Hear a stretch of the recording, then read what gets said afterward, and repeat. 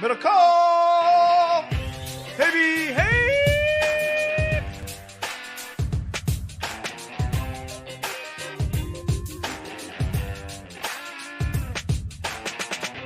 Welcome, everybody, to another edition of Haberman and MIDDLEKAUFF. I'm Guy Haberman. That's John MIDDLEKAUFF.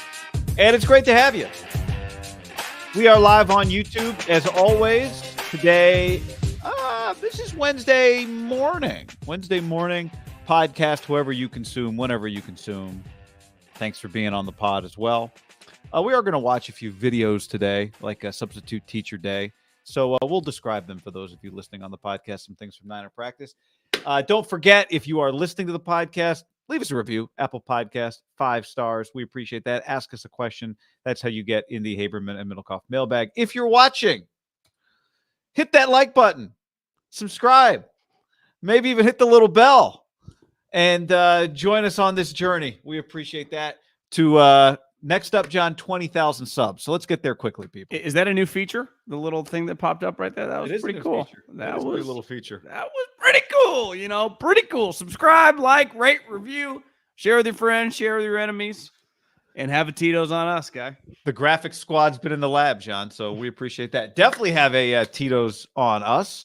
Well, actually on you. In fact, you're helping us more when you drink the Tito's than we're helping you once you know about it. But we're here to tell you it's fantastic.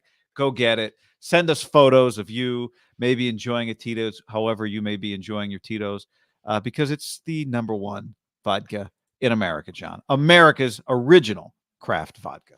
Tito, handmade vodka. They sponsor the podcast. Man with a dream, guy. Tito Beverage. That's actually his name. Tito, and obviously Beverage is his last name. He created this company, and it turned into Tito's, and he's still rocking and rolling, kicking ass, taking names, and now he has the #1 vodka in America. No big deal. Dreams come true, and anything is possible. And we all love a good Tito's and soda, good Tito's and 7-Up, Tito's and Sprite, Tito's and ginger beer, Tito's and anything. I mean, it goes. You get. You know what's really in vogue? And I asked a bartender this summer in Scottsdale. I said, "Why do you think so many people are doing this?" He's like, "Honestly, I think Instagram's played a big role." Espresso martinis. And you get an espresso martini with Tito's because everyone on my Instagram feed once a week is taking a picture of an espresso martini and posting it. Now, I will say this about an espresso martini with Tito's. They are pretty good. Actually, they're really good. So I get it. But if you're out and about and you want a little post-meal drink, espresso martini, but you got to tell them Tito's. Got to tell them Tito's. We went to, what was that place we went to in Walnut Creek Yacht Club? Yeah, the Elites, the yacht club, yeah. The yacht club. For those of you not familiar with the California geography, Walnut Creek not on the water. Inland, yeah, inland. They've got a yacht club. Not even close. Right. But it's an awesome spot. Our guy Devin from Tito's took us. We ordered espresso martinis. I went to big Niner fan. My guy Pat went to his wedding celebration several months ago. Espresso martinis were one of the. I like it because it just gets you. It's an upper end. It's not a downer necessarily, but it just gets you the juice that you need. Yeah. 3 espresso beans, not 2, not 4. It's got to be 3 on top. This part is not paid for. This is just I like going to Danville. Primo's in Danville has espresso martinis on tap. That's the place we went. The pizza place? Yeah, the pizza place. Espresso martinis on tap. They got espresso martinis on tap? Yeah, so just you're ever into the Danville area, check that out. Michael on the stream wants to emphasize that it's an S and not a X in espresso. Yeah, I say espresso. Espresso. On the stream, this is from RJ. Said, MIDDLEKAUFF saw you on the herd today, and Josh has props on the herd appearance, John. I actually have a photo, John. It looks like you just changed gray golf shirts. Well, it's like a longer sleeve Travis Matthew. I would not be wearing in 100 degrees. So I didn't want to put a button up while I'm sitting in basketball shorts. So I just put on a long sleeve shirt. And, I love Dave who books the show. I think sometimes when you get a text late afternoon, nighttime, the day before, does Patrick Mahomes something come up, right? Could Tom Telesco not make it? And listen, I'm cool with being in the bullpen. You bring me out and you just get a couple outs and you go back in. Sergio Romo made a career out of that, several rings. So I'm always ready out of the pen. But My texts don't come week of like, hey, John, what days work for you? It's in the night. Yeah. And it's, hey, I can't tell you this without telling you this, but Brian Daboll, he's got a meeting. Not going to happen. Can you come? Sure. Ready to roll. Yep. That's absolutely. It looks like you guys talked about, I didn't see it. I got alerted to it. Jonathan on the stream, Jonathan on Twitter actually tweeted this, this photo. I guess he just was happy with that photo if you didn't want to retake the photo. But he sent us this. It looks like you guys talked about Kenny Pickett today on the Herd. Yeah, did you see he threw a game-winning touchdown, which, in the history of the sport of football, it's a positive thing, right? Throwing game-winning touchdowns. Yeah, I did see it, actually. I would say in the professional level, if you're throwing game-winning touchdowns in the month of August, and you're the 20th pick in the draft, is that a good thing? Because that means what? You're in the fourth quarter at the end of the game, I would say. Right. If Trey Lance last year's rookie? Yeah. Had been throwing game-winning touchdowns, you'd be like, should he be playing in the end of the game, fourth quarter? Because the rosters are 90 people, guys. So by the time you get to the fourth, what numbers are we on? 70 to 90 range, would you say? Yeah, well, I mean, we just watched for the Niners. It was Brock Purdy played in the fourth quarter. He was the last player taken in the draft. So, the Raiders' fourth quarterback is who was – the Niners only have 3, but the Raiders have 4. Their fourth quarterback is who was playing late in their preseason game. Dan Campbell told a funny story on the Hard Knocks, which has been fantastic. Now, I'm biased. Deuce Staley and me started with the Eagles at the same time, and he plays a big role, and he's just an elite, position coach. He's awesome. But Dan Campbell told a story. They were getting ready for the preseason game, and a couple of his do's and don'ts. It was mainly just don'ts. Right, no grab ass and fucking around when guys are playing. Right, he's mainly talking like starters and backups. Like you got to support. Like don't be out there, slapping asses and eating hot dogs. But he told a story about his 7th year in the league, and by then Jason Witten was a couple years in. He's on the Cowboys, Bill Parcells, and Jason Witten's a Pro Bowler at the time, and Dan's like the backup, but it's like the fourth quarter of a preseason game, and he's like. 6 tight ends go down, and he sees it's either Parcells or whoever, Sean Payton. I don't know who the offensive coordinator was. Like looks back, and Dan looks, and he's like, one of his big things was keep your shoes tied and keep your pads on. You don't have to have your helmet in your hand, but keep everything just kind of dialed in. Like at any moment you can play, even though you're done playing. He says they look over, and Dan looks, and he realizes, well, Jason Witten sure as hell ain't going in the game. So Dan looks down. He's like, if my shoes were untied, he had to tie his shoes and ran in the game. They just use the example.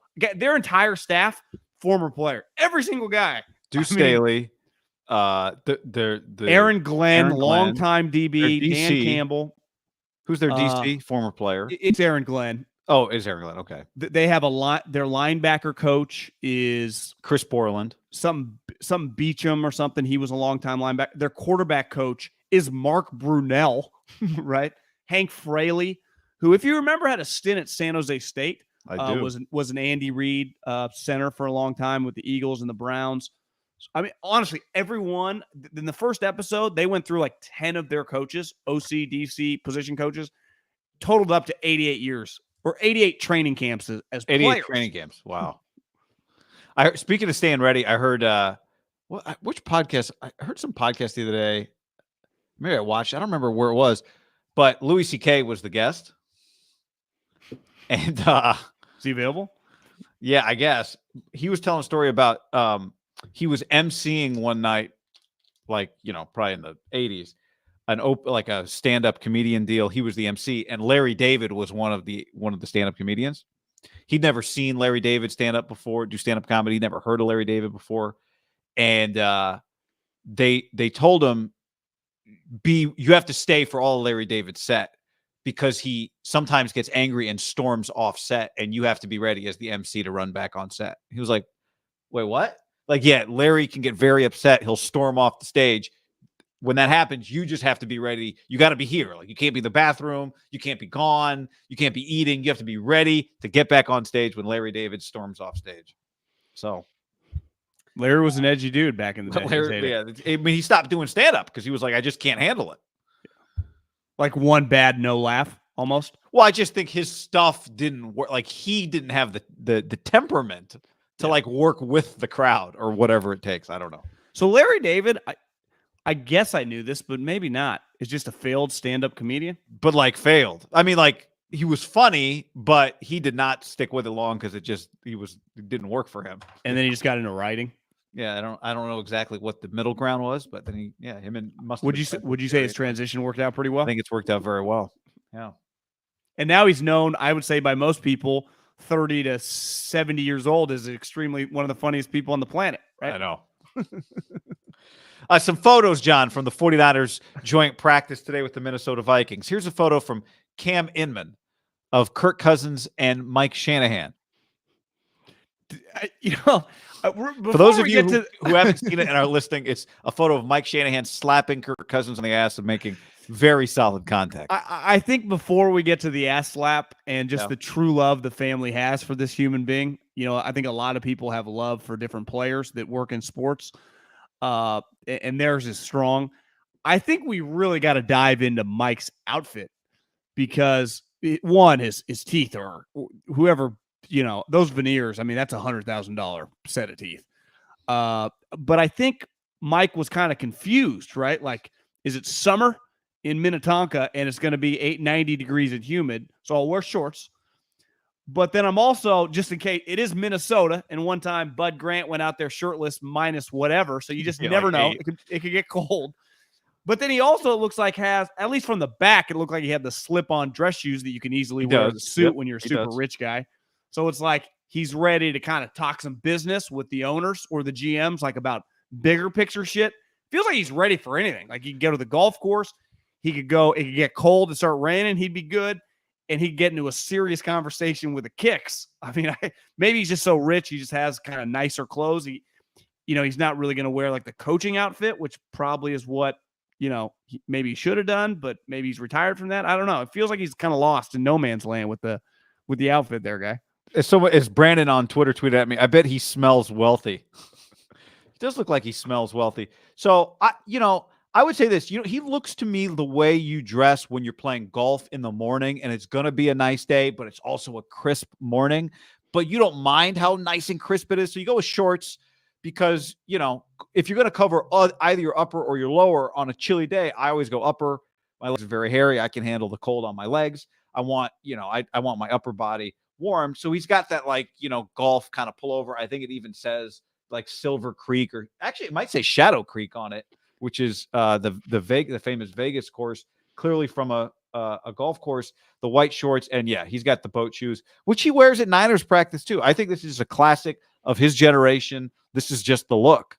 Yeah, that's true. That generation probably a little less likely if they're dressing a little bit better, where our generation, Kyle and I think O'Connell would fall under this. They would easily throw on tennis shoes with just about any outfit. His generation, much less likely. Also, the Shadow Creek over-under country clubs Shanny belongs to, older version. 5? I'd go over on 5 for sure. Yeah, I mean, minimum 3 sweet ones in Denver, right? I love that this other photo we're looking at, which Matt Mayoko tweeted. So if you're listening, you can either join us on the video version or for this breakdown, or go check out the photos. But here's this picture of Kyle Shanahan and Kevin O'Connell talking, and Mike just right there, taking it all in. And it can't, I started thinking, tell me what you think. If you have like emergency contacts, if Kyle had to list the emergency contacts for coaching the Niners, should he have to miss a game, I bet Mike is higher than some of the people who are actually on staff. I would say he might just be the head coach because I think Kyle would justify it. Like, it keeps D'Amico dialed in to be the DC.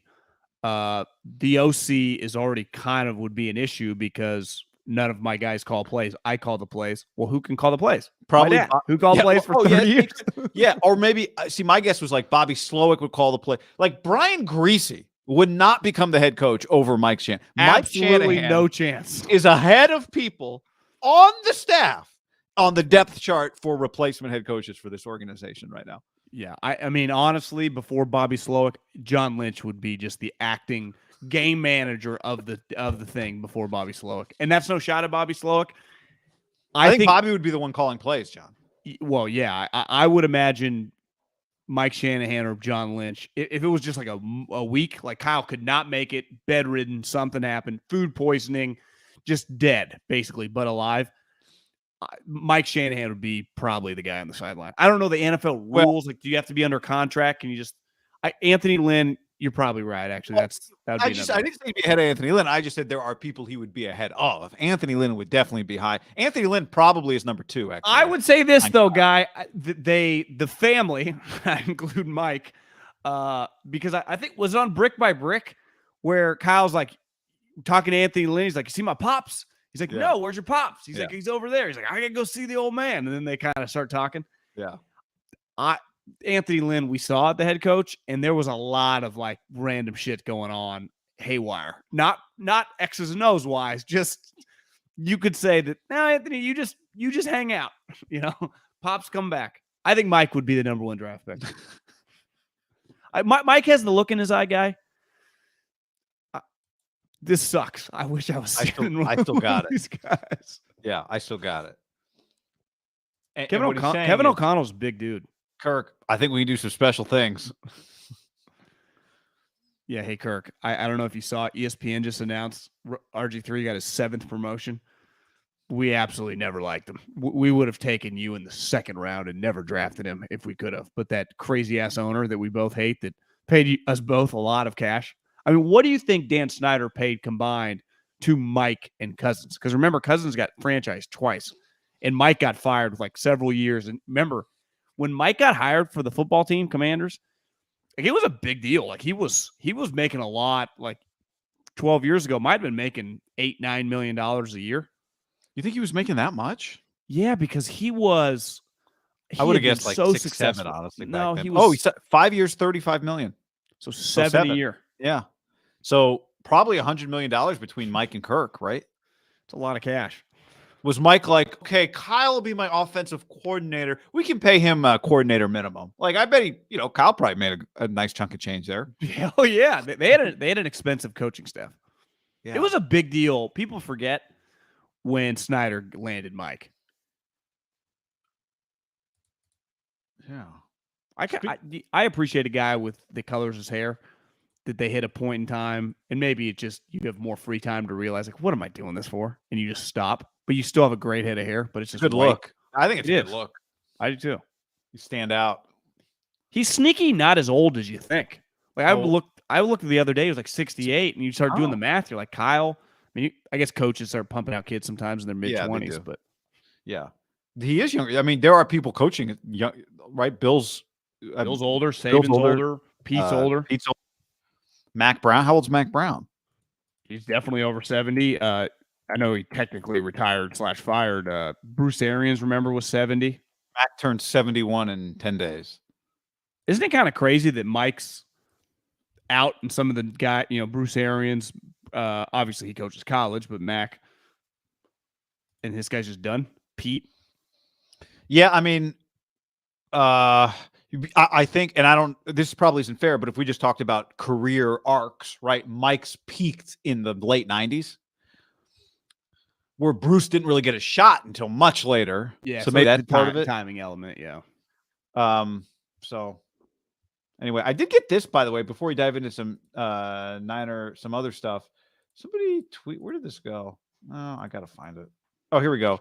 Leo smells wealthy. How great is that? Leo tweeted at us, John. He said, food for thought. Instead of the NFL voiding the Dolphins' first-round pick next year, why don't they create some sort of lottery for the rest of the teams, allowing a team to steal that pick? Got me thinking. I think the best thing, what about an auction? Every owner in the room with a little paddle. We've got the Dolphins' first-round pick up for bid. We don't know what they're picking yet. We just know it's the Dolphins' first-round pick, and the bidding is going to start at $10 million. Wouldn't you wait wouldn't this be a good event post Super Bowl pre-draft? So yes, from when you need the content standpoint, but I actually think the bidding would be more interesting when you don't know where the Dolphins pick is going to be. But you're right. I mean, what if the Dolphins end up picking top 10 and then you could really see the money skyrocket? Were you thinking the pick is not just like a random pick 32, right? There's the normal pick 1 through 31 with them gone, and this 32. This would be where they would pick. If they go 6 and 10 and their pick's 10, it's pick 10. Yep, that's what I'm thinking. And so my question is, A, what would the winning bid for a random first-round pick be? And B, who would be bidding in the final rounds? You know, it'd be the richest owner. When Dean Spanos and Mark Davis have put their paddles down. Mike Brown would be way out. I even Jerry, think obviously. I think the Maras, there would be some old school that are like, this is crazy. We have no understanding. Clark Hunt, I don't think would dabble. I think it would be Ross. Is he allowed to build on his own pick? I think a guy like David Tepper would be. Tepper, yeah. I think Snyder, just as a huge fuck you to everybody. Would Stan do it? Kroenke? Yeah, I mean, I could see those money, guys, but I mean, I could see those guys talking to me. He's thinking, why am I going to buy this when you're going to? Do you have to buy the pick and then pay for the player? Yeah, it's just for the pick. What would you? Let's just say, okay, in your hypothetical, which I kind of like, you don't know the pick. What would the number be? Well, I think the bidding would start at 10 million, and that would eliminate a few of the teams. But I think teams would agree, like $10 million for a first-round pick, as crazy as it sounds. More than one person would pay $10 million for. Maybe you could start it lower just to. Well, the Rams that don't have one, it makes a lot of sense, right? I think. Now, again, it depends. Like, there's the difference between the 5th pick and the 17th pick. But I think the number would be, especially if you said it was for charity, I think it'd have to be over $25 million. Yeah, it feels like there would be a cap with the unknown, the number. Like, I think even the aggressive rich guys would go, this is crazy. This pick, what if they did make the playoffs and win a fucking game, and all of a sudden we've paid $38 million for pick 24? We're going to feel like idiots, right? Right. So I do wonder if they would have their analytic people run some, a bunch of models on the Dolphins. There would be a number that I would say 99% of the teams, and like we've always said, in free agency and shit, it just takes one. So maybe I'd say 20 to 25. Even some of the big boys would be like, this is pretty risky for something that a pick in their 20s. What's the hit on that? Even like, 40%, 30%. So right. Let's make it, for the sake of this argument, like a top 5 pick. Well, yeah, then I think you could talk $50 million. Right, because like Ryan Tannehill this year is making $30 million, right? TJ Watt is making 28. Devontae is making $28 million. DeAndre Hopkins this year is making $28 million. So let's say the Dolphins went 4 and whatever, and their pick was 3. I think the number would be 50 easy. The problem with 3 is it's like, damn, you want the 2 quarterbacks, 1 and 2. But you also got Will Anderson. So you're right. You're guaranteed either a generational pass rusher, Will Anderson, or one of the 2 top quarterbacks. Okay, bidding number 1 overall pick and a Trevor Lawrence is in the draft. $100 million? Yeah, I mean, because you figure I'm saving the money on his actual contract. And I would easily spend more than $100 million if he hits on him, the player. And you're looking around going, well, quarterbacks cost $44 million a year right now. So if I spend 100 and he's on a rookie deal, I've basically, over the course of like his 4-year contract before I extend him, it probably pencils in the end. It probably balances out. I do think the NFL could do something. Even if there's like the pick is 32, no matter what, some auction. Yeah, there's got to be something. There's a missed opportunity for content here. Yeah, I agree. So anyway, with all of that, let's start, John, with we are not, you had some flight delays. You didn't get out to Minnesota for the joint practice. And you got to go to Raider stuff tomorrow. So That's true. So luckily there are people on site for the joint Vikings-Niners practice, and we've got videos, including this one from Eric Branch, who tweeted the video of Trey Lance to Danny Gray. We are watching the video now on the YouTube. And as you pointed out to me, and as Eric pointed out, this is on Patrick Peterson, who on one hand, legit NFL pro. On the other hand, maybe a bad matchup because he's not very fast. But This is also not during. This is not during 11 on 11. That should be noted. Well, I also think we need to note at this point in time, even though when you say old, you say 40, but Patrick Peterson's probably 32, but he's well past. Yeah, he's 32 years old, just turned 32. I mean, his career has been holding on for dear life for like 2 years now, partly because he can't really run anymore. And he was a guy, remember, early on in his career, like punt returner, elite athlete. He just kind of goes. And Danny Gray, here's what we know immediately. Danny Gray can fly in a straight line. Like we saw that in the game. We see that right here. You and I, we've seen these at these practices. Like he has a skill. Like Ayuk can push the field. But Ayuk, if he becomes a star, which he has become in training camp, now will it translate to be an 80, 90 catch guy? I think a lot of people are bullish on it, but that's why you play the games. He's going to do a lot of his work, in my opinion, from like 10 to 20, running deep outs, deep ins, and then make shit happen.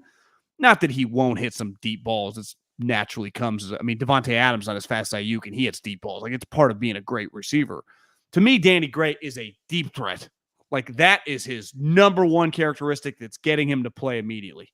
They often say in, like, sports, and I think it's like this in probably any industry when you're young, like, find a little niche and then take off from there.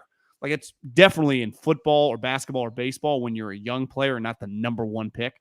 Like, you got to find something you do really well, and that can stand out to the coaching staff in the front office, and that'll get you in the mix.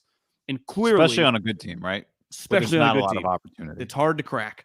And he has a skill that other guys on his own team, like he has elite 4.33 speed, and he clearly plays like that. And I used to say this, like when the Niners, we nitpick like the 19 team. Well, they got an undrafted free agent starting Emmanuel Mosley. Even if you look back on like LOB's defense, like the corner opposite Richard Sherman was never as good as Richard Sherman.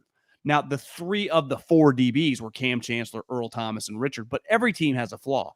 Most of the teams you're going to play in the NFL don't have multiple Jalen Ramseys. So, like, if Danny Gray's in the game against the Rams, let's just say it's a 3 wide receiver set. Well, Jalen's going to 11 or 19 for sure, right? 100% he's going to one of those 2 guys. That means by the time you get to their third corner, Danny Gray, if he's on the opposite side, it's just usually getting your third corner. Most teams do not have multiple Deion Sanders. So, most teams don't really, it feels like there's like 6 or 7 pretty good corners that we all kind of agree. And then there's just like a bunch of average guys that are kind of hit or miss. And that to me is where when you're loaded at wide receiver, and coaches and teams have talked about this, they're just way more wide receivers the last 5 years consistently coming into the league than corners. It's why, like when we talk college football, it's why Washington and Utah have gotten a lot of praise over like the last decade. They've produced a lot of DBs. It's pretty rare to have multiple NFL DBs on like Alabama or Ohio State. Like, it's really kind of been a point of differentiation for those 2 programs. It's like fucking Washington and Pete's heyday had like 3 NFL guys. It's like, damn, didn't Washington have 2 guys last year, 2 corners? So, and one went in the first round. Most NFL teams have like 1 corner they're like trying to get rid of. That's why I think Richard Sherman, someone DM'd me the other day, like, why do you think Richard is claiming the Niners are going to be the best defensive backfield in the league? I said, well, one, he's biased. Like, these are his guys. He clearly likes Jimmy Ward. Emmanuel Mosley, I think, was probably like a guy that he took under his wing. He's high on Ward, so he's biased there. But I think he also just looks like they got 3 legitimate pros, and Hufanga, like, that's better than the majority of teams. So that's where the Niners, with Danny Gray specifically and Trey throwing bombs, where like ultimately last year they couldn't. I mean, they had to hit crazy slants and ins, and luckily they had the Yak Bros and really Debo Bro. But that's harder to sustain than just like you'd like to have a deep passing game element to your offense. Yeah.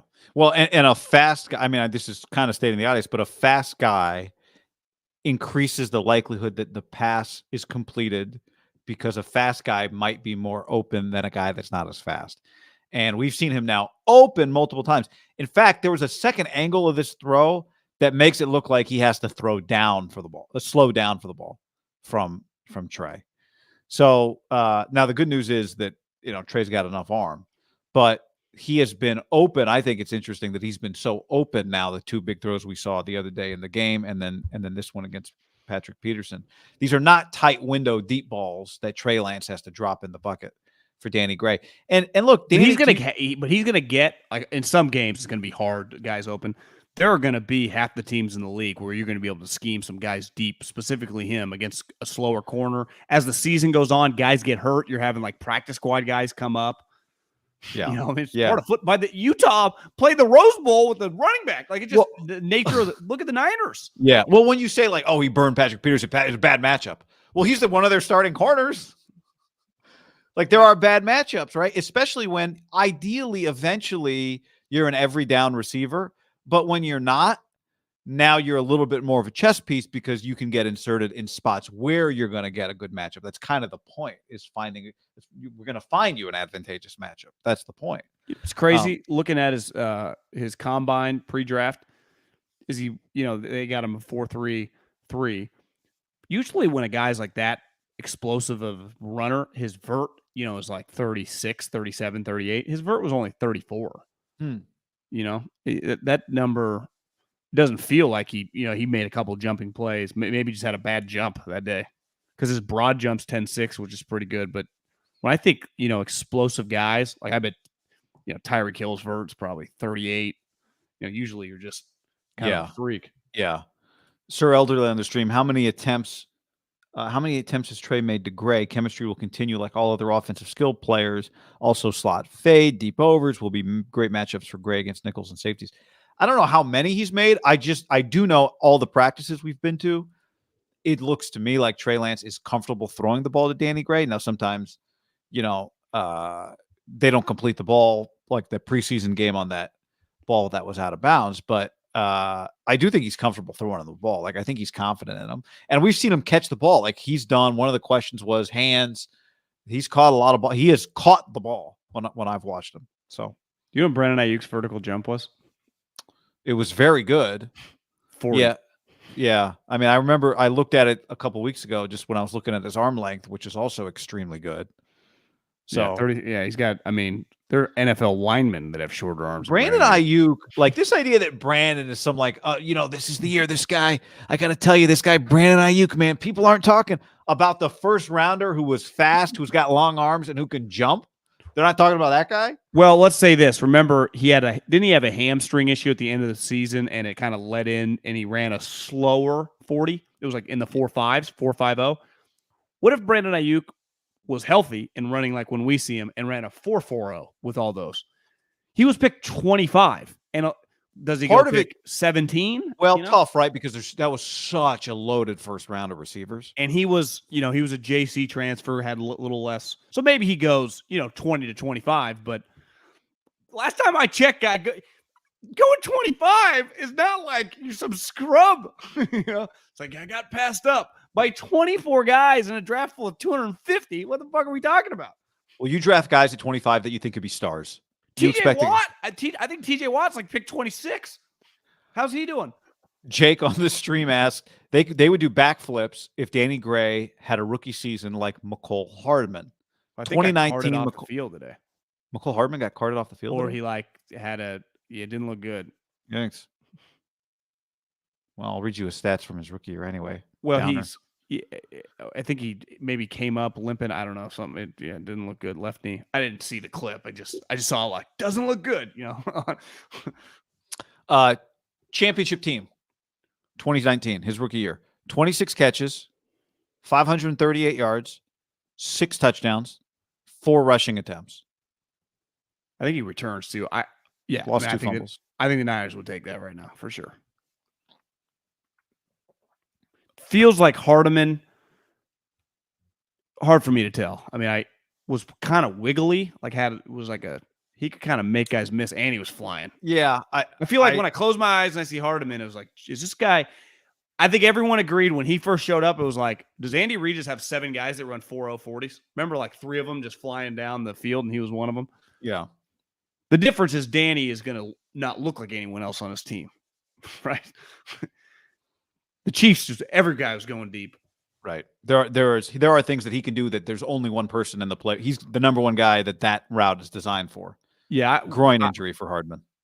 Okay. So that's good. I wonder, the one thing the Chiefs do with their speed demons, right? The Niners do this with Debo, who turns into like the Incredible Hulk. But the Chiefs do a lot of hand the ball off or do the little pitch things to get them running, basically on end arounds or through. It'll be interesting. Like, does Danny Gray have that in the bag? Because if he does, that adds a huge element, doesn't it? Like, if you can bring him around like a double reverse or something, just get him flying.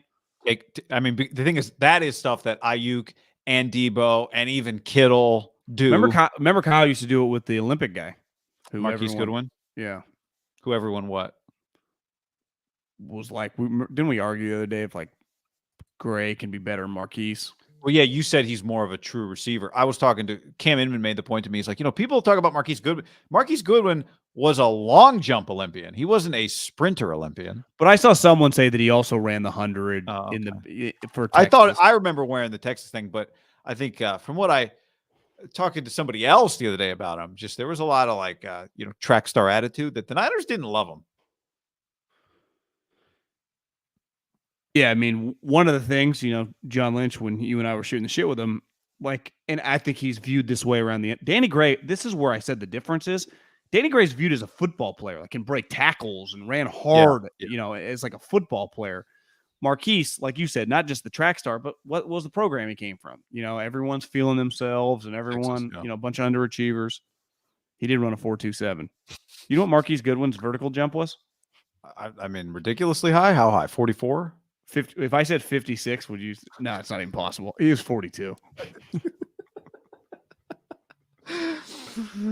Oh my God. 56 would be pretty high up there. Yeah. All right. Here's a review, a recap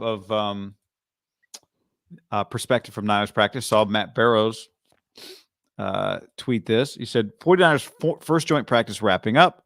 I have Trey Lance 11 of 18 with a spike. His best play came on 4th and long in a 2-minute drill when he scrambled and found Debo Samuel for a first down. Lance had some time to throw early, but that quickly dissolved. Had him getting touch-sacked 4 times. I actually think these two are kind of related. That his best play was he scrambled and found Debo, and one of the things that happened today was he didn't get great protection. Do you take it as the one of the 18 as the spike, or that was separate? I take that as it's one of the 18. If he says 11 and 18 with us, well, that's a good question. Hard to tell. Yeah, I don't know. No, I mean, ultimately it doesn't matter. Good question. I refuse to worry about the interior offensive lineman. I just like pass protection. This gets back to the corners. Most teams do not feel like they have, Larry Allen and Jim Otto at center and guard. That's just not the case. The Eagles, I would say, feel probably the best of most teams in the league of like all 5 of their offensive linemen are really good. That's just not the case. At one point in time, the 49ers got Laken Tomlinson from the Lions for a 7th round pick. Now, he had been a 1st round pick. So you could say, well, there was lineage there. He was highly thought of coming out in the draft, and they resurrected his career. That is not the case, you would say, with, Brunskill, former tight end, AAF guy. Brendel was, I think, a 5th round pick years ago. Aaron Banks was, he's a high pick, right? 2nd round pick at guard. And even Burford, that's a 4th round pick. Like I would imagine if we just did a study, looked at the centers and guards, like there are a high percentage of centers and guards probably right in that wherever Burford was picked in that kind of general range, give or take 30 picks. So they got enough in terms of where they drafted guys. We've been enough practice, see body types. Like there's a reason Kyle makes $14 million. I would imagine Forrester makes 1.5. You got to make this shit happen. And it's just I think it's a work in progress for most teams. We'll talk about the Kinlaw play. Like people get destroyed all over the place. It's just most guards are not just going to be like, I'm locking up. You're at a huge disadvantage. And this goes back to the corners. There have been so many when I was in the NFL, there were like 3 defensive tackles that could pass rush, and they were like stars. Now, I would say it feels like every team has a legit defensive tackle, and some teams have multiple. So it's just hard. It's just your guard. You got to coach them up. I don't think it's really avoidable. It's like, is this going to be an issue? Well, it's like, it's really an issue for most teams. To me, are these guys going to be below average players? If they're just functional, like, you can win with functional players. Patriots did it. The Colts did it forever. Peyton Manning, Tom Brady made a career out of it. Now you can be like, well, John, 2 greatest quarterbacks ever, they get rid of the ball. I get that. But like you said, the scramble part, that's why you get a running guy. It's going to be very difficult, I would say, moving forward, even like in a couple years if Trey becomes a good player and Trent retires or whatever. Like, they're probably not going to have highly priced guards and centers. Now, they might draft like a center in 5 years in the second round or whatever, but they're not going to have, like, is it crazy that Niners center makes $27 million? Like, they're always going to be probably on rookie contracts. And I would say flyer guys like Tomlinson. That's usually how good teams make their hay at guard and center. Unless you get like the Eagles drafted Jason Kelce, he became like a Hall of Fame player and they built their franchise. Like, he's been a stalwart, but he takes away from another position when you get decent money. I don't know how much exactly Kelce makes. I'd guess 13, 14 million bucks. But I would say for the foreseeable future, if we look at the amount of money they're going to pay guards and centers, wouldn't you say it's going to be one of the lower position groups? Yeah, I mean, I think it'll depend on what do they do? How do they pay both tight ends? Are Debo Samuel and Brandon Ayuk both on the team after Brandon Ayuk's extension? Right. I think the good thing with them, they do save.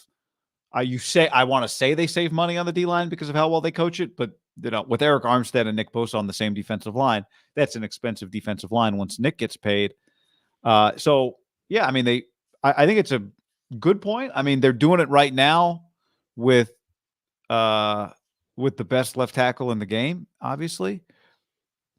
I think I would expect at this point, we've talked about this, McGlinchey to be back on some semi-reasonable number with them, but I don't know, maybe not.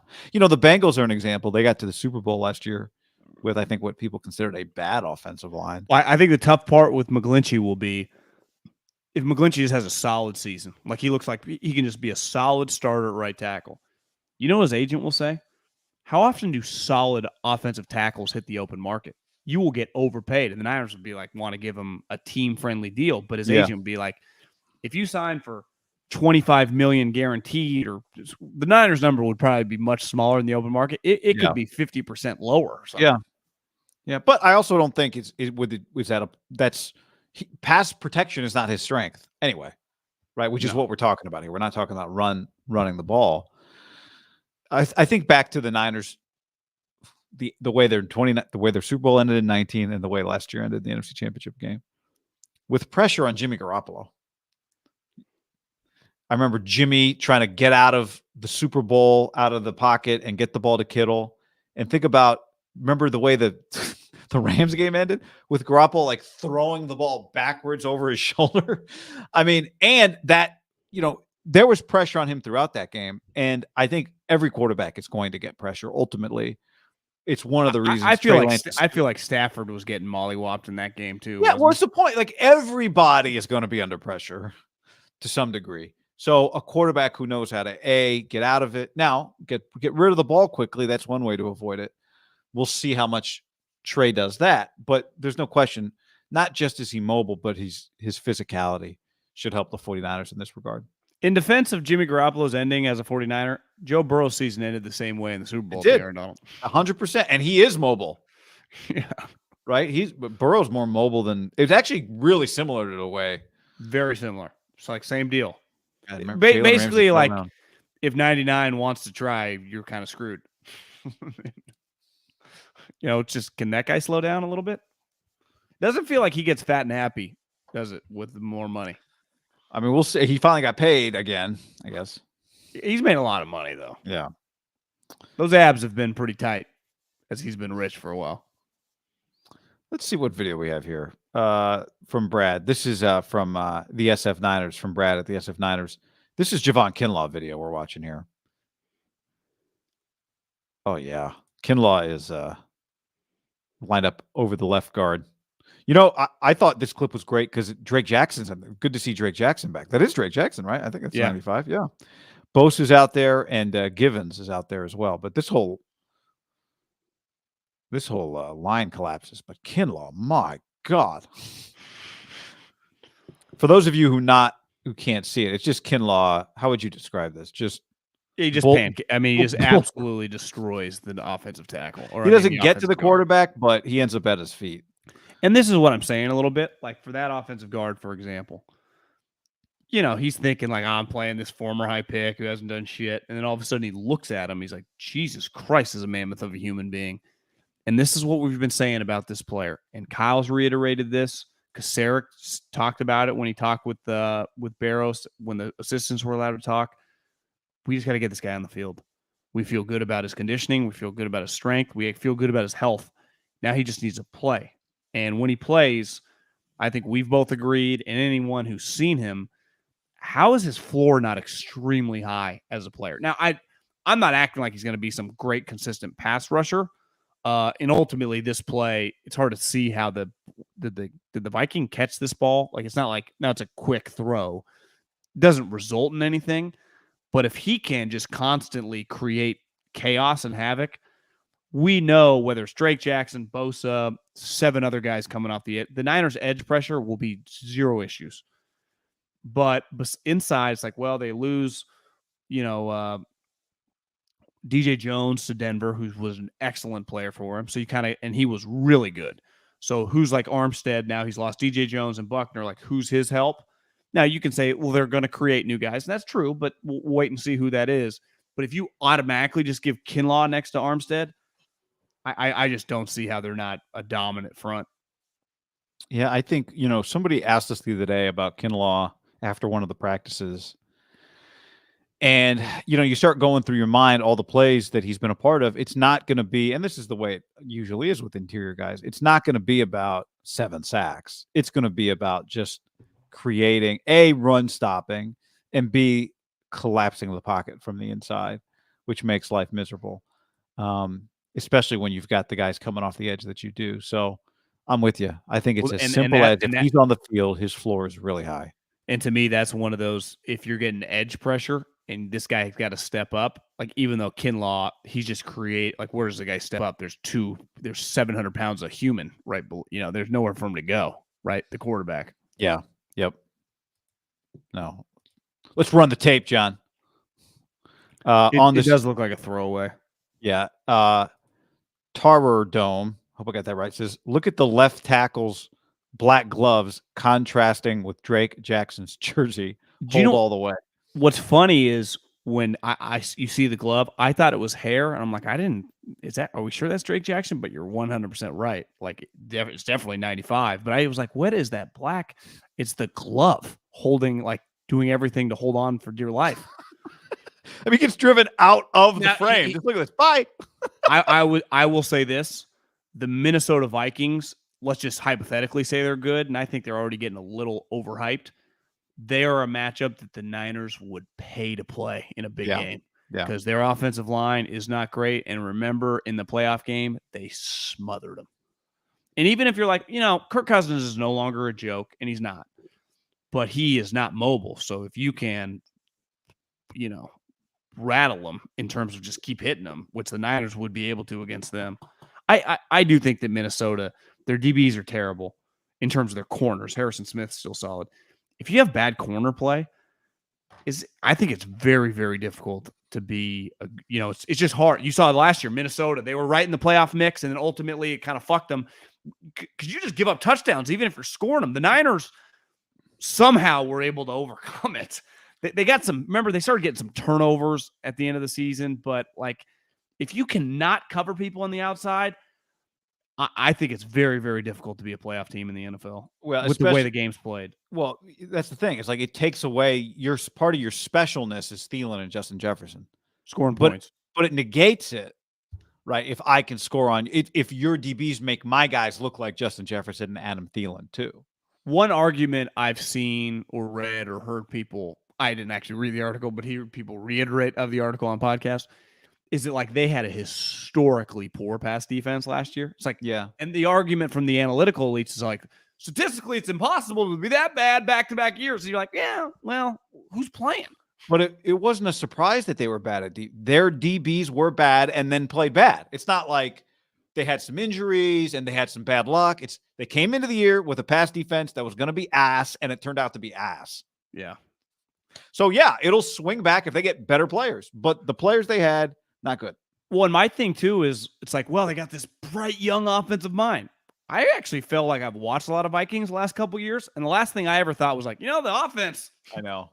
It did feel like they had to have some games last year where they were, was it the Packer? What game were they down early in the year and came storming back, still lost?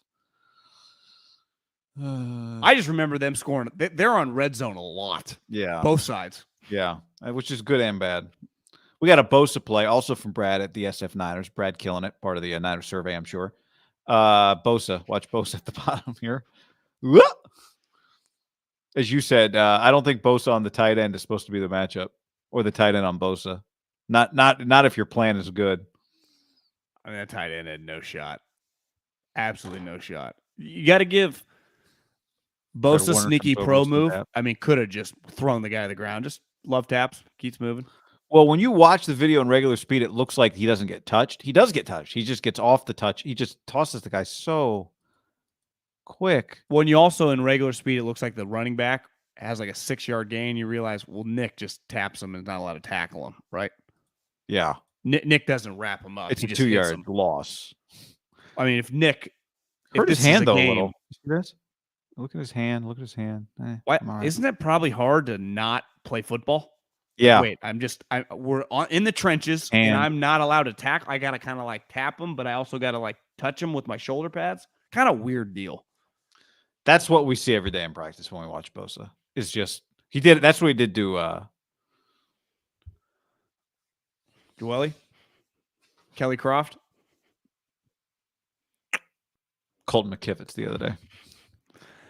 The Kelly Croft. One reason I think a lot of guys get cut. Now, sometimes you see guys get cut like older guys. DeQuez Denard, who we were practicing earlier during training camp, and on his leg, he has the NFL shield. Roger would be very happy. And then under it, he has round 1, pick, 25 or 24. You're talking about a tattoo on his calf. Tattoo on his calf. And we started talking, we're like, this guy was a first-round pick. And I think Kyle, he talked a little bit in the press conference. Like, someone asked him, why'd you cut him? He was running with the ones. And Kyle was like, well, it doesn't necessarily matter where you're running. If we go, you're not actually going to be running with that when it matters. Another guy would. And you also do the guy a favor, older guys, like a guy like him, chance to hop on somewhere right now and potentially make a team. But a lot of young guys that are fringe NFL players practice, it's pretty remarkable. I don't think these guys get enough credit if you go to an NFL practice when the ones versus ones, how everyone's just kind of standing up despite them all being full speed and no one tackling, and they all but they don't really stop, but they kind of do at contact and they keep going their separate ways. The talent that takes. Like, if you ever watch like a college video, even if from like Saban, but like any Power 5, but obviously Saban, they mic them up and cameras are out there a lot. He's always like, stay on your feet, because they're not tackling to the ground and they want to keep everything so crisp. Early on, I bet at Alabama, it's probably difficult for some, like, even if you're the number 1 player in high school, you're like, this is crazy. We don't like tackle necessarily, but we keep on running. And then they get used to it. But when you come to an NFL practice, you got one dude's from Weber State, another dude's from Bama, another guy's from SC. Everyone's practicing is a little, I bet if those OTAs for some guys, like, this is nuts. Right. Some guys come from some low-level practice operations. Yeah, or just because you're just playing with no one else that's sniffing the NFL.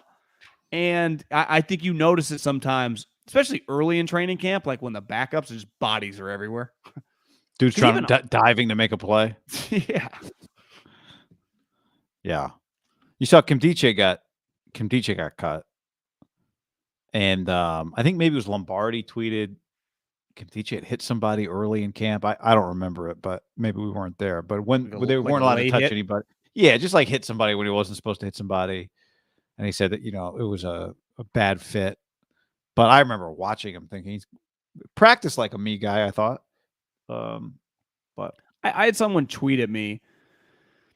I mean, who knows? This guy could have been an Ole Miss SEC fan and was like, you could make an argument he's one of the biggest waste of talents in like NFL history.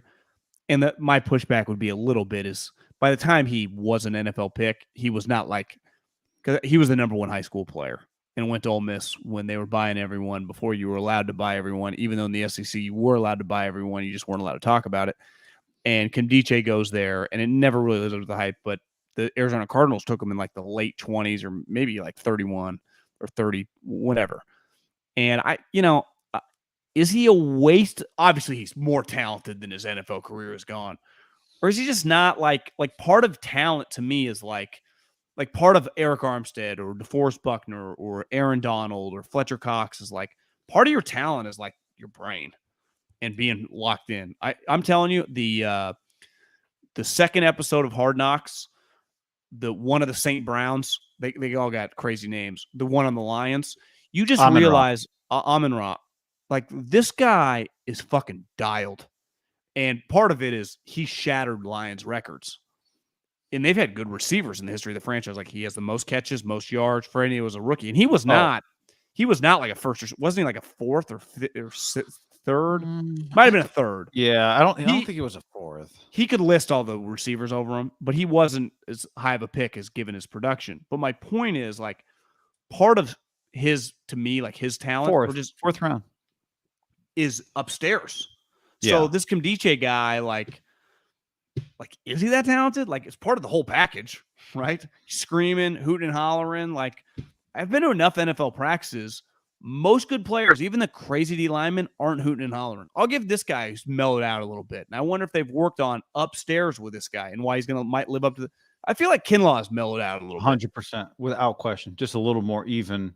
Yeah, it's like, hey, and I bet people have said, like, you can't. Well, but I don't, that's, I kind of understood where Javon was coming from. We watched him last year at practice and thought, man, he is riding a roller coaster just emotionally at practice.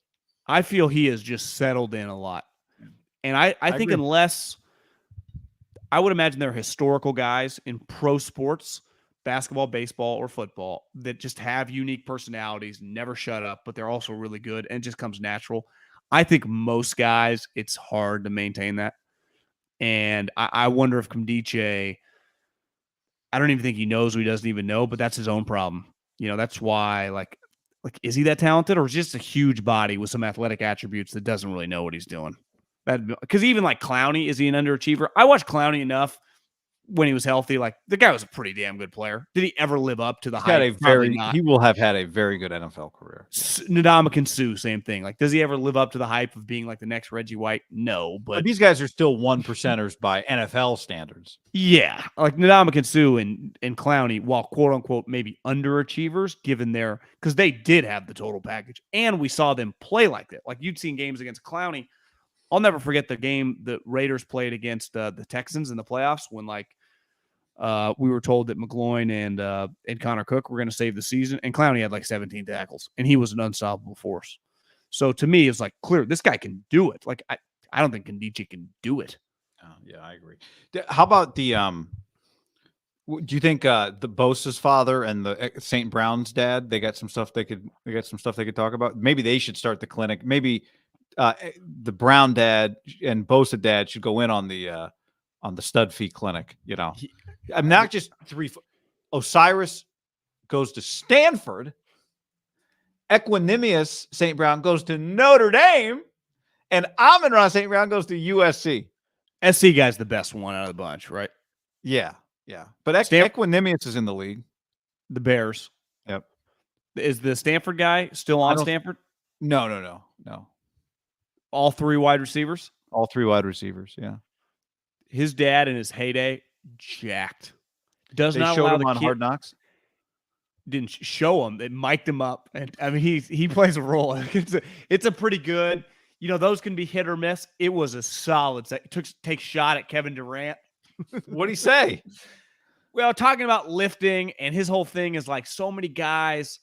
He's like, Kevin Durant, it's like, you tear your Achilles. When's the last time you did a calf raise? In here, we're doing calf raises. And it's like his 2 sons back there doing all this shit. And the way he says it, I saw a bunch of people tweeting, like, even in Hard Knocks, Kevin Durant's catching strays. Now, this guy, multiple time Mr. Olympian, his kids, part of it is your upbringing. I mean, I don't know if these guys were just born super focused, but you can just tell, like, This is a no fuck around family, man. Now, his dad is also funny. Like, there's a scene where he's, they're sitting in the stands. It looks like with his wife and St. Brown's either girlfriend or wife. And he points, he goes, it looks like that's the Hutchinsons up there in a box. He's like, we don't get a box. He's like, $20 million first round number 2 pick. They get a box. That's pretty good. Yeah, Mr. Universe. Jacked. Mr. Universe. Wow. Doesn't look. Is that the biggest one? Or is Mr. Olympia? Mr. Universe, I guess, would be bigger. Yeah, I would imagine that's the one Arnold one. Universe. He's proud of it, too. USC's had some pretty special parents, it feels like. Just some big personality parents. My other takeaway, guy, is when they were talking about how good St. Brown is. I saw McAfee is at Colts camp. Pittman had a play where Pittman, did you see that clip this morning? No, I saw him get in a fight, I guess. But no, Pittman runs, like catches an out route or something and like runs into McAfee's set. And they start going nuts. And then Pittman like puts his helmet by the mic. He's like, what's up, everybody? And I started going SC. I know. It's not like Hufunga, Drake Jackson. It'd be one thing like Texas has had this terrible run. They haven't had that many NFL guys. I feel like SC has put out, not proportionally to Pete, but like still putting out pretty consistently NFL like impact players all over the league, guy.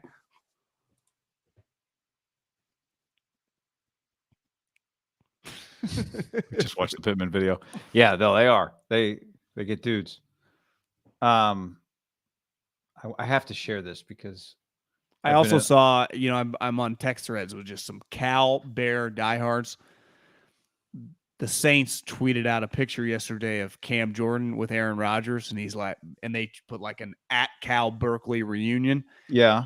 And you're just going, it's pretty nuts that a team that has struggled. I mean, Jared Goff was the number 1 overall pick, but relative to the last decade was nowhere near the 2000s to the 2010s.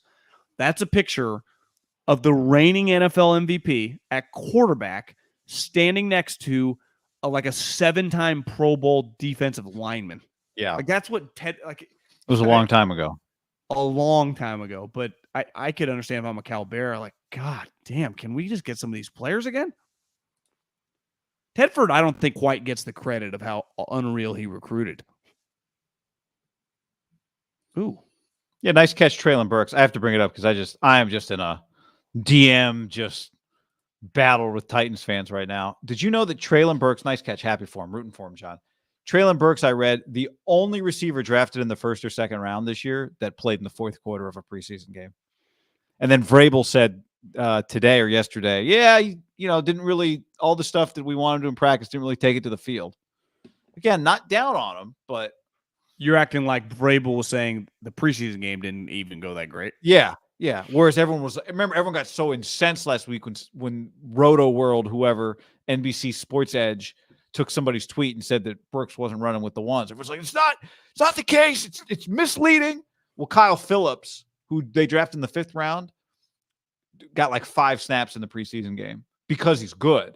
Traylon Burks got 30 snaps, 1 target in the preseason game. Do you think the Niners feel good about not trading Debo for that guy? Well, yeah, I saw the report. I think Lombardi wrote that he had a really good practice today. You and I talked about the other day. We watched Debo.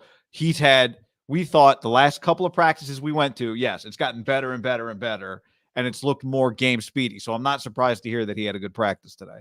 And I wonder if some of the incompletions with Trey, and I felt this way in some of them, we talked about on the sideline, were like early, like, a couple weeks ago, were that Debo was not going at the speed that the people that Trey trained with went at, maybe. And now it feels like Debo's going at top speed or near it. Well, think about it, guy. He didn't do anything in the offseason with the Niners, right? And even the OTAs, the mandatory he came for, so he didn't get fined $95K. He stood there. Training camp, at minimum the first week or whenever that Monday of pads. Yeah, so they would have been basically Monday to Sunday. He didn't do anything. So they're like the other guys had a huge. If you're just playing golf and you just stand there and watch the guys you're going to play with get to hit balls every day for 8 months, and then all of a sudden you just start playing like they should be just a little more dialed in than you. He didn't do anything besides training on his own.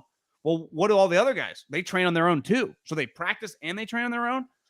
I'm not trying to defend him, because it does feel sometimes that he lollygags. Now, I come from more of a liberal offensive Pat Hill, Andy Reid. You can lollygag when you make plays.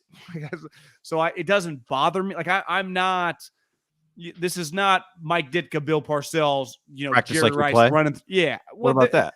But he's proven – he's proven – did feel he's just kind of easing his way in. But maybe part of it easing his way in is he's been hurt before. He's he's just not in the shape that some of these guys are in, given that he hasn't practiced.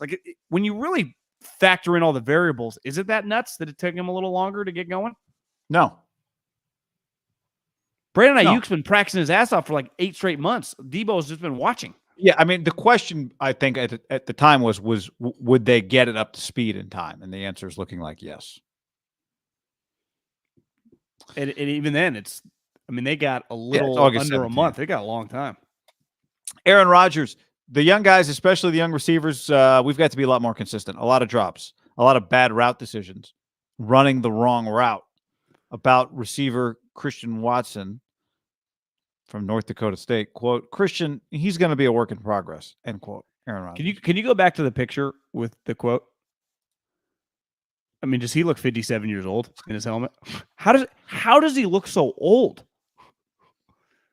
He looks dramatically more weathered than Tom, who's on a 3-week vacation. He has the manner, or maybe that's well. He went on a big vacation too. Maybe not a lot of sunshine. Is it the mustache where he kind of looks like a old Western, type actor? Yeah, I think his naturally the way his eyes maybe look. His skin's a little thinner, face is a little more wrinkled. Could probably maybe use a little Botox. I think Aaron looks like a guy who very casually smokes cigarettes, even though I don't think he does. But he carries that kind of, like that the air. Aaron's personality projects in the way that cigarette companies used to advertise. They just like that cool and easy type thing going. And that was also at 50, I could walk into the bar and get any chick vibe. And Aaron's not 50, but I think he projects that vibe. Look at that face. He looks so old. Yeah. Do you know what I've always respected about that vibe? The dude's always 6'2", 48. I mean, looks like he's got a 33 waist, just looks fantastic. Cigarette, straight whiskey. It's those type guys, do they not eat pasta and ice cream? Those guys never eat cake. They never eat dessert. You're right. Well, they don't. Honestly, they don't really. When you smoke that many cigarettes, you don't eat that much. Part of their food intake is not as much as a non-smoker because the cigarettes, it's like chewers. You can supplement a meal with the tobacco and nicotine, and chewers can kind of do both. But cigarette smokers, when you think about it, a lot of cigarette smoker men. I mean, there aren't as many anymore, but I think it's a kind of a skinny hack. Now you got to always be cool with smelling like cigarettes. Whenever I hear I'm around people that are older or whatever, he still sneaks in cigarettes. His wife doesn't know. Doesn't know. How when he gets home, wouldn't he reek like it stays in your hands? He looks like Ken Stabler's wingman. If Uncle Rico made it. Marlboro Man. He has a fantastic thick mustache, does he not? Yeah, he really does. What's the guy? He's in the Bradley Cooper movie. He was in. He was in the show with Tim McGraw, 1887. Yeah, he was in. Sam, not Watterson. That's Sam Elliott. Sam Elliott. Yeah. He was in what's it called? Cold Stone. Not Cold Stone, obviously, but Tombstone. Greyhawk. Oh yeah, Tombstone. When you have a great mustache, you're made to kind of that Western cigarette vibe. That and the voice. Sam Elliott's voice is just yeah.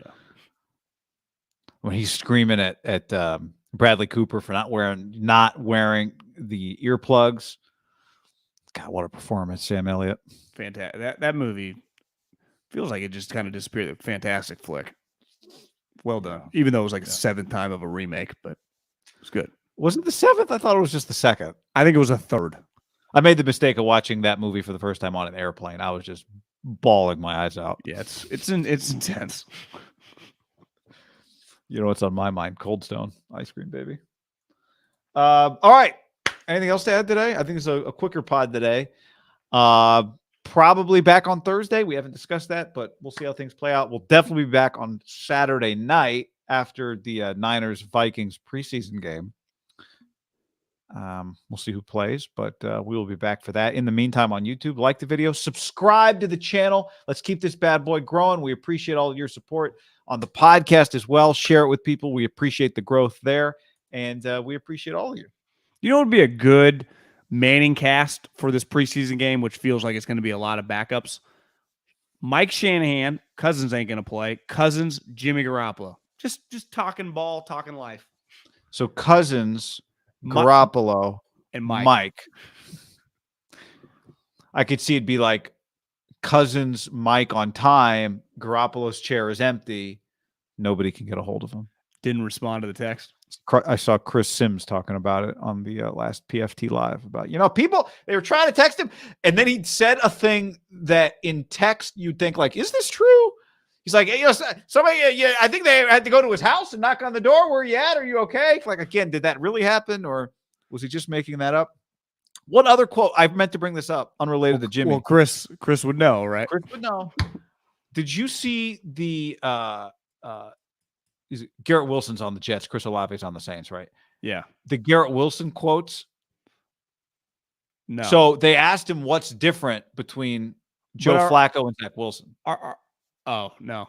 Yeah, I haven't. I thought you were going to say that Garrett, there was a quote I saw, but it might have been fake. Ohio State guys like, every guy I'm playing with would have been sixth string. But I think, it's one of those like memes where people like make so. Okay.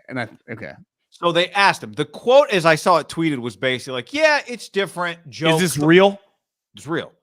The quote as it was written was like, yeah, it's different. ... Joe throws a really catchable ball. I'm like, I got to go watch it. I don't want to. There's no way Garrett Wilson, high-level guy, Ohio State, is just out here ripping Zach Wilson like that. So I watched it, and it wasn't I saw somebody tweet it like, just put Zach Wilson in a body bag. First of all, Garrett Wilson, impressive guy. But he does say, yes, it's different. And then he explains, Joe throws different routes with different velocity. Joe will throw an out route with more velocity. He'll throw it down the field with more velocity. He'll take a little off on a crossing route. So he was not ripping Zach. And I think you could reasonably say Flacco's 37. Zach's in the second year. There are just things that he's going to do better. But at the same time, he absolutely said, yes, there is a difference in the way they throw the ball. Now, it was more about, yes, it's different. And then he just said things that Joe Flacco does, as opposed to, he wasn't, definitely comparing every step of the way. He said, yeah, it's different. And then he described things Joe does well. But he did say that stuff. He wasn't ripping Zach Wilson, but he did say that stuff. Yeah. I would have assumed Joe Flacco, when it ended with the Ravens, would have called it a career. Yeah. Like, I'm done. That's kind of the vibe he gave. A little Rodgers-y, like another guy that feels like he could just smoke some cigarettes and just kind of hang out. Since he left the Ravens, though, I give Joe credit. He's made 3, 6, 5. I guess the Broncos did pay him the 1 year to be the bridge starter. He's banked another guy about $23, $24 million since leaving the Ravens. So I think someone got in Flacco's ear like, bro, you don't have to be done. You can make another 20, 30 million. They don't pay that in real world. I did not expect him to just kind of have this iteration of just kind of being a backup and being like Eagles, the Maybe he Jets. Really likes it. Clearly. Like I looked at Madison Bumgarner the other day. He gets shelled by the Giants. Yeah, he didn't pitch well. And he's got 2 years left on his contract. Is he just going to retire at like 34 and a half, 35 years old? He might. Because what's unique about him was he came into the league at 21. Like his first full season was 21 years old. So he's going to have a 15-year career at 34. He's going to have a 15-year career, yeah. But he might retire in 2 years. Hell, he might retire in one. He might, if you told me he just leaves the last year of the deal, like whatever it is, $12 million on the table, just walks away. Like, well, maybe $12 million. People don't do that. But is he pretty bad now? I didn't check. I haven't honestly looked at his numbers. My guess is it feels like his ERA is like 4.5 right now, if that's still a thing. It's kind of sad. I don't, But again, he's won 3 titles. He came in the league at 21. He's had one of the greatest moments in the history of the sport coming out of the bullpen in Game 7 of the World Series. Like, what else are you rich as shit? What else are you really fighting for at this point? I know. And think about that career. Think about that moment too, like in the peak of his powers. That's almost 10 years ago now. It's not like that was 5 years ago. It's not like he fell off a cliff. That was 14, yeah. 2014. I mean, we're not that far away from 23. That's 8.5, 9 years ago. Yeah, it's true. It's true. And now he's shopping at Yeti stores in Scottsdale Quarter. John Middlecoff botches the interaction. There's only so much you can do. Yeah. All right. Thanks for hanging with us, everybody. We'll see you back here soon. Anything else to add, John? Nope. Okay. Adios, pelota.